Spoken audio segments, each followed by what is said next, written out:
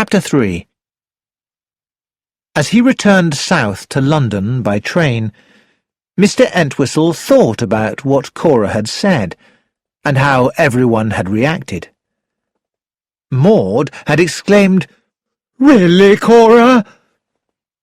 Somebody else had said, "What do you mean?"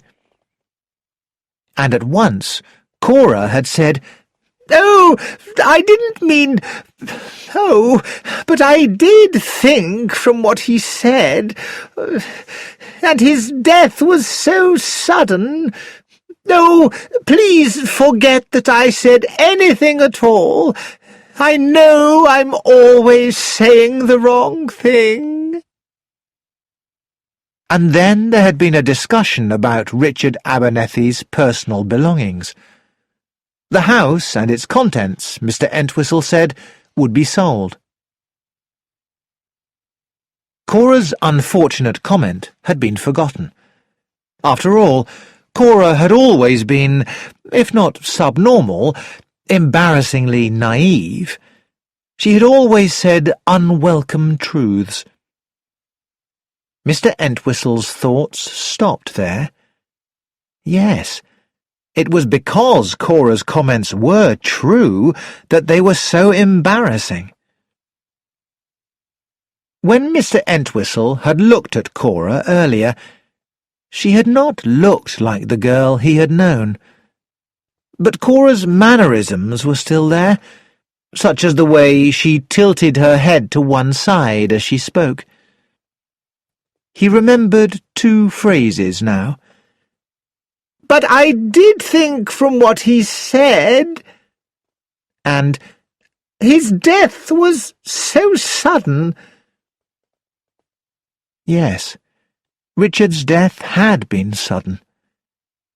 Richard's doctor had said only months ago that if Richard looked after himself, he might live 2 or 3 years, perhaps longer.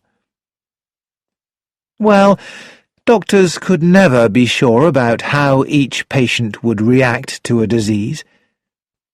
And Richard Abernethy had no great wish to live after his son Mortimer's death, because there was no child or grandchild of his to inherit his fortune and his business. During the last 6 months, Richard, who had obviously been searching for an heir, had invited to stay with him, at different times, his nephew George, his niece Susan and her husband, and his niece Rosamond and her husband. Richard had also briefly visited his hypochondriac brother, Timothy.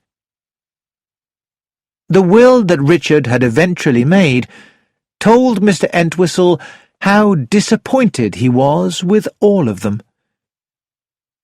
Mr. Entwistle remembered what Kora had said earlier that day. "I did think from what he said." He asked himself, what did Richard say, and when did he say it? Did Richard visit Kora Lansquenet, or was it something he wrote in a letter to her which made her ask that shocking question? "But he was murdered, wasn't he?"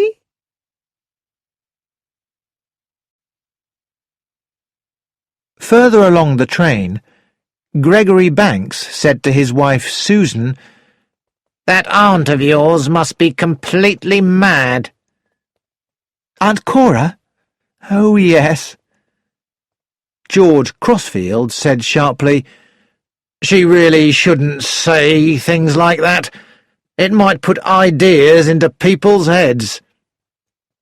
Rosamond's husband, Michael, said, "I think George is right. It's so easy to start people talking."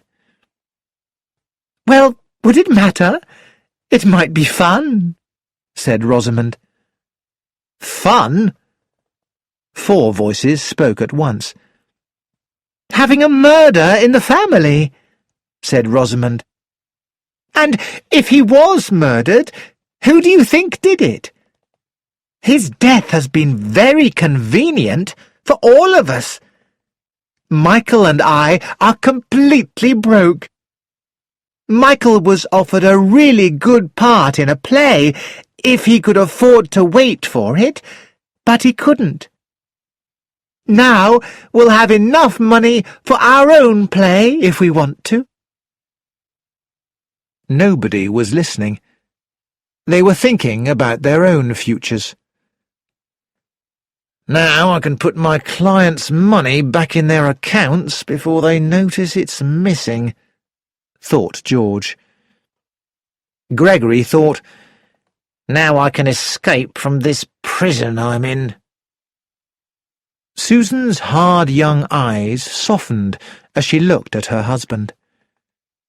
She suspected that Greg loved her less than she loved him, but that only strengthened her feelings. Greg was hers. She would do anything for him. Anything. Maud Abernethy, who was staying the night at Enderby, wondered if she should offer to stay longer to help Helen with the clearing of the house. But she really had to get back to Timothy to look after him. He had expected that most of Richard's fortune would come to him, and he would be annoyed, and that was so bad for his health. She sighed, then smiled. Things were going to be much easier now, financially. They could spend money on plants for the garden, for instance. Helen Abernethy sat by the fire in the sitting-room at Enderby Hall. How worried she had been lately about money. Now, thanks to Richard, all that was over.